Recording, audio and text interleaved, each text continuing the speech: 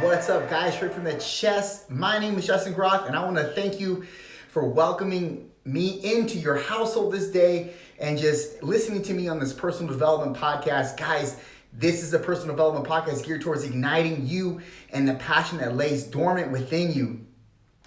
And please, ladies and gentlemen, please stop posting your home workouts. I hate to tell you this, but no one cares. You're doing home workouts like we all are. Stop posting them. I was just talking about this with my girl the other night. It's so uninspiring. It's actually despiring, if that's even a word. It is despiring to see your body weight home workouts. Just even with your weights, who cares? Look, guys, this is just a part of our life right now. We're having to do home workouts because we have no gym. That's just the way it is. Stop posting it. We get it. You have to have some content for your social media so you don't lose your follower base, yada, yada, yada. But seriously, no one cares. Stop posting them, please. I know that's going to fall on deaf ears, but it's worth a shot. It's like this. It's like we all drink water every day, or at least you should be. Are we filming the consumption of water that we drink every day? No, because it's just a natural thing. We all do it, or we should be doing it. You should be doing your home workouts. You don't need to post about it. You don't need to document it. We get it. Okay. Guys, for anybody that knows me, knows that I'm excessively OCD. And I mean, I'm not OCD like, what's that guy on the game show, Howie Mandel, where I can't touch people and I can't shake hands. I'm not that ridiculous, but I'm pretty OCD. And my mom will tell you, my girl will tell, anybody that's close to me will tell you, I don't let many people see the severity of my OCD, but it's there. Just, if you ever walk into my gym, you'll probably get a sense of the OCD that is apparent with me, because everything has got a place and I don't let things get out of order and I'm constantly cleaning, etc., etc. This is well before this spread virus ever hit. And it's just the way that I am. And now it's like magnified. And it didn't need to be magnified. I'm going into overdrive with this OCD now because of the virus and cleaning things. And it's just, oh my gosh, that's where the accumulation of my stress comes from, is OCD. It's self-inflicted. It doesn't have to be this way, Justin. That's what I tell myself every day. It doesn't have to be this way. But if I don't give in to the OCD, I'll feel detached or I'll feel less than. And that's not an option for me. I don't ever want to feel less than. So it's like I put myself in this self-imposed prison and I live there. And it's even, now the prison guard has even, or not the prison guard, now my prison cell is even shrink even more. It's shrunk even more, if that makes any sense. Like, I moved from a shitty encapsulated closure to an even more shittier, smaller enclosure. And that's my life. That's my life with this virus, at least for right now. I mean, I can remember back when I was living with my parents and we had a small remodel being done in the house, like some painting and carpet and different things around the house that are having to be redone, right? And I remember it threw off our day-to-day because we had to move furniture from one end of the room to the other end of the room, and we had to, take things off the wall, and we had to, migrate around the workers as they were there. We had to let these workers in our household, which is, I don't know, it's not the norm, at least in my family, to have strangers in the house and working for 8-9 hours a day. And it was so awkward, on top of on top of disruptive, and it wasn't a cool fit, right? I mean, nothing really, when you're trying to get your house remodeled or when you're remodeling a section of your house, it's not fun. You know, everything seems to be out of order, out of place. And as you can imagine with an OCD, that made things worse on my end, because things that I used to do before, ways that I used to get around the house, I couldn't now. And things that I did keep clean, I couldn't now. And I mean, even though I was in my parents' house, there were areas that I still had to keep clean, and for my own, I guess, sanity, things that I use, whatever, we're not going to go into that. So just know that the OCD was affected there too. But in the time being that they were there and they were making the house, you know, they were revising the house and obviously making adjustments to it, it was awkward. It was, like I said, disruptive, and it just made you not want to be there. But that's your household. You have to be there, right? And it seems like that's the way we're living with this virus. We're having to live amongst it, and it's not only becoming disruptive to our lives, but in so many concepts, it's causing us to retract or move away from what we were working on in the first place, or what we were working on when the virus started to disrupt our lives. And it's like we're losing sight of the things that we were once doing, that we once were passionate about, because now we're just in survival mode, or now we're just in clean mode. We gotta be sanitary with everything, and all of that's good. We're losing sight now of our own significance and who we are and who we were and what we were moving towards being and becoming.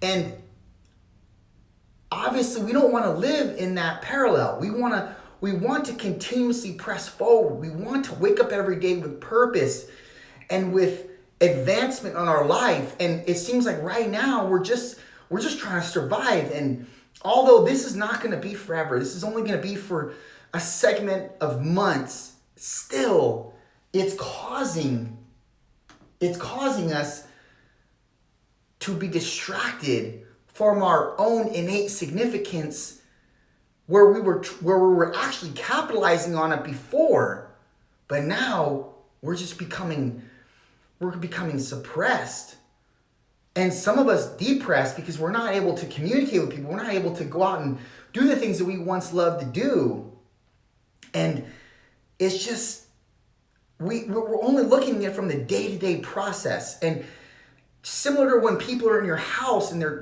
revamping your house, and in the process though they're tearing things down and it's causing a disruption in your life, it's also making things better in the long haul. In the future, these things will be put back together. These things will become actually advanced and more progressed in your life.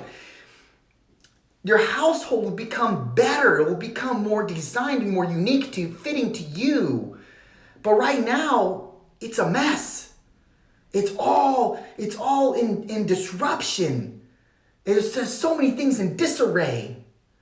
But in this disarray, we're finding our pathways. We're becoming more aligned. We're finding what we needed and what we don't need necessarily. Similar to when your house is being rebuilt or redesigned. It's now you're redesigning that. Why? Because you're trying to make it a better fit for your unique characteristic, or not characteristic. You're trying to make it more unique to you and fitting to you, which is the reason why you're redesigning it. You're fitting it and forming it to what your wants are and what your needs are, possibly. And that's similar to what this disease is doing, or this virus is doing. It's causing us to actually rethink what we really thought was important that's not really that important after all. And even though I said, like I said, the disarray is causing a disconnection with others and a disconnection with us and what we were doing before this virus came and spread, it's actually causing us to center and to be better afterwards. This whole disruption is going to actually cause a cascade of progression in our life. But we don't see it like that right now because we're in the midst of the disruption. We're in the midst of the trial and the tumultuous activities that are taking place as a result of the virus. And we can't see past it. But gosh, we know that there's light at the end of the tunnel. We know that there's a reason for this darkness in our life. We know that God can use the negatives and breathe positives in our life as a result. We know this. And this is our time to act on faith. This is our time to see the build before it's being built, before it's done being built. This is our time to see the ultimate end goal. This is our time. This is our time to choose the opportunity of faith. This is our time to breathe hope, not positivity. That's garbage. That's just malarkey. We need to breathe hope and faith. That's where positivity is going to stem from. You thinking positive is just as frivolous as you thinking that you can be motivated daily. But breathing into hope and faith and circumstances that you don't see the end game with, but you know there's a reason for it. And it's going to be for your progression. There's a reason why these guys are tearing things off the wall and they're knocking down walls and they're tearing up carpet, because what they lay in after is going to be new and they're going to be more unique and established and refined for you. And that's how we see this. That's how we have to see this. That's how we have to choose to see this. If you don't, I promise you, because you're a human like me, you'll give in to fear. You'll give in to the less than. You'll give in to fear, and that will just wind you down a spiral that you won't be able to get out of, most likely. And you'll likely self-medicate as a result. And that will just keep furthering you down that spiral. This is our time. The rebuild was necessary. Do you see that? The rebuilding was necessary. That's why God's allowing it to happen. I don't know what his plans are, but I'm telling you that he's allowing it because we needed it. We needed the rebuild.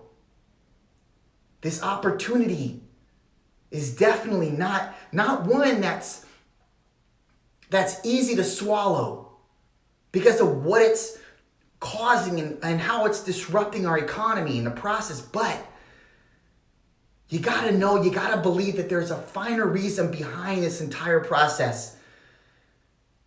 That there's much more of a stimulus behind it than what you can fathom or what you can manufacture. And we choose to see it. We got to choose to see the end game, the end product. Even though we don't know what it is, we got to choose to see that there's light instead of just darkness for this duration of time. There's going to be a definite rebirth, not only in you, but in things around us, in our economy most likely, in our government hopefully. There's going to be a reason behind why we're going through these trials. The rebuild was necessary. But sometimes the rebuild causes people to get lost. Because in the presence of the rebuild, they allow themselves to be enthralled with the destruction of the dysfunction or the disruption that the rebuild is causing. But I'm challenging you to look past the rebuild and look into the new build that's going to come as a result of the rebuild. And this is kind of a massive hitter for all of us. The build is going to cost us. Just like the build on your house is going to cost you. Right now, it's not costing us monetarily. Well, it is actually by default. But it's costing us much more emotionally and communicatively and passionately. Some of us are losing our passion for the things that we were on fire for before. And I'm not only telling you in this podcast to see the rebuild as it's done, but to not lose sight of the passion, like I said in the beginning, that lays dormant within you. Keep remanufacturing that passion. That shouldn't leave you every day just because you got to stay home, just because you're limited. Guys, we've always been somewhat limited, but our God has always been limitless. And we got to look more into him and less onto us right now. Done.